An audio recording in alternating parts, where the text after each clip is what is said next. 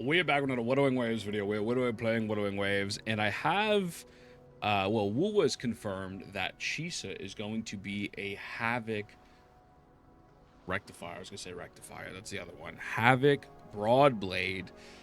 And, well, Booling is going to be an electric rectifier user. So I kind of wanted to give my thoughts on this and what I'm expecting, because I think with knowing the upcoming region's going to be 3.0, we're going to get Rover as a new element at some point, and the fact that Aero Erosion feels a little incomplete and Rover's being spread really thin, I have a feeling she's going to really dive into not the main DPS category, which I think a lot of people are going to be very upset about because they want everyone to be a main DPS, but I think she's going to be more tailored towards negative statuses. So I mean, if we just go over it real quick, I think the last Broadblade user we had was Tauchi, and nobody really uses her other than for Carl. Carl, stop hitting the gritty. You're attracting the walkers. So that's kind of like whatever. Donjin, no one really uses Donjin like that other than like the sweaty crackheads. Cantarella and Rosia. Rosia, I just think is a bad unit. I hate Rosia. I think she's horrible. I actually don't like Cantarella's gameplay either, but it is what it is. And we have Frolova as the main DPS here. Camilla is the main DPS. I just don't see her fitting in a DPS role, and especially if Rover is going to be taken away from Zani, who in Zani's team composition, he can function as a healer and a Spectro Frazzle amplifier, as well as not Shiakona, in Cartethia's teams, where he is a healer and also extends her buffs. I have a feeling that we are going to see Chisa be a healer that can help with these other type of modifiers, these other type of negative statuses. To me, it would make sense if she is going to allow you to gain more stacks, like with, say, Cartethia, or help you apply Frazzle with Zani, or do some sort of transition. Like, I could very easily see her just slotting in there, say, hey, you want to use Rover for a different team, you want to use them in a Havoc team for whatever reason, go ahead.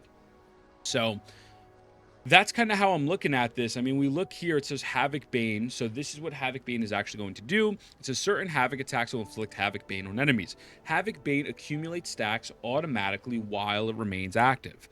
Once it reaches its maximum stacks, it deals Havoc damage to the target, removes Havoc Bane, and applies Havoc Bane to nearby characters.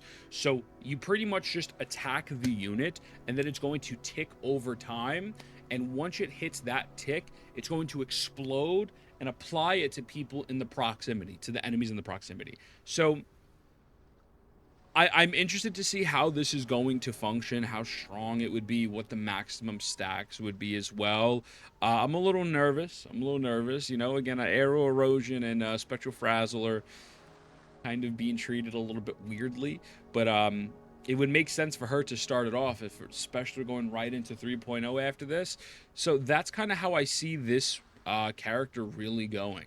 You know, it's very, very big on negative statuses and allowing you to be free to use whatever next version of Rover, whether it's Fusion or Glacio. I don't necessarily know. Now, since she is a broad blade user, we don't necessarily know yet what she's going to scale off of attack wise.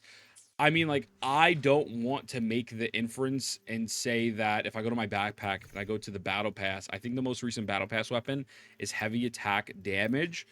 I'm not going to sit here. Yeah, it says grants 10.8% heavy attack damage. I'm not going to say she must use heavy attack because of the battle pass. I mean, it's a possibility. But what I will say is, if you've been playing the game for a while, and you've been rolling these certain characters, you have a pretty decent amount of broad blades to pick from, in the sense of, like, they're kind of covering, right? So if she uses heavy attack, you obviously have the battle pass, but you have Gion's weapon and you have Augusta's weapon here, you know, heavy attack. And so you will then also have Lupa's weapon for Resonance Liberation, right? And Jinxi's for Resonance Skill. So obviously Chisa's best in slot will be her weapon, but you will have options, especially if you pulled for these other ones. So kind of cool that, you know, you have 1, 2, 3, 4, I guess technically five-star weapons to choose from on top of, like, her weapon. I don't know how good this is, especially if we don't know she will be doing Havoc heavy attack damage, but that's like a plus side to it, you know, so I'm not too mad about that. Now, in terms of Booling, I mean, listen, man, this picture sums it all up. Booling is going to be an electric rectifier user, so obviously off rip. So long, Yinlin. Yinlin power creep incoming. It was bound to happen because she's been garbage for a very long time. You know what I'm saying?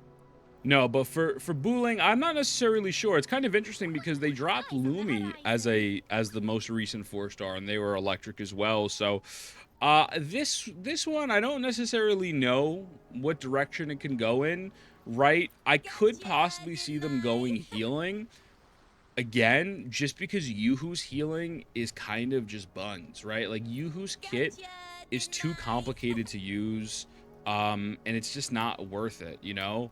Like, why would I use Yuhu's kit when you could just have Verena like to do 2 or 3 buttons, right? So I'm excited. I'm again, don't know what she would do, but I doubt it'd be like main DPS capabilities, right? I just don't think we're getting another 4-star main DPS. The last one was Donjin, and I think she's kind of like 07 right now, soldiers. But so we'll kind of have to see where that goes. In terms of weapon choices, well, you know, I mean, you got String Master. I mean, String Master is just goated, right? Again, if you look over here, it says this will be using basic attack damage. I don't necessarily know if she'll be scaling off of basic attack, but String Master should be fine. It's 12% attribute damage, and when used your resident skill, an additional attack buff. So, unless this unit does not scale with attack and they randomly scale with HP or defense for some reason, which I mean is a possibility. We never know how they'll work it. You should be fine if you did want to use this unit. I am curious though. I mean, I'm trying to think. I don't think we really have an electric healer. Zhang Liao's a DPS, although barely. Augusta's a DPS. Calchero doesn't exist. Yinlin's trash. Yan Wu, I mean, he's a shielder. I think he can heal at S4, but I think it would probably make the most sense if she was a healer, right? I feel like they're probably going to save the sub DPS role for an actual 5-star. I mean, but if she does good damage at C0 and is not a complete pile of steaming dog shit like a Yuhu or someone like a Lumi, I would be happy with it. So her, I'm really not too kind of sold on or necessarily no. I kind of just think it'll be healing and that's it. But we'll have to see. I very much doubt they're going to introduce Electro Flare. I don't think her kit will have Electro Flare at all. I think they're just going to stick to this order. So we're going to see Havoc Bane in 3.0. Maybe at some point we'll see Fusion Burst. And they'll probably save these two for the next 4.0 is my prediction, right? But that's how I'm looking. So I think Chisa is going to replace Rover in the Cartethyia and Zani teams. That way you are freed up to go use Rover somewhere else. And I think that Booling is going to have healing. So that's pretty much how I'm looking at this. And let me know what you think. And yeah, are you pulling for Chisa? Because the one thing I am excited for is that Augusta's Broadblade be morphing like a motherfucker. So you look at Chisa and you see like here it kind of has like a, you know, like spikes to it or whatever. Like, I don't know if she's going to pull out a knife or something, but I would assume that her weapon is going to morph and she's going to look crazy. So that, I'm excited to see her animations, but I think her animations are going to be goated. And again, people will be sad she's not a DPS, but let me know what you think. I love you. I'll see you in the next one.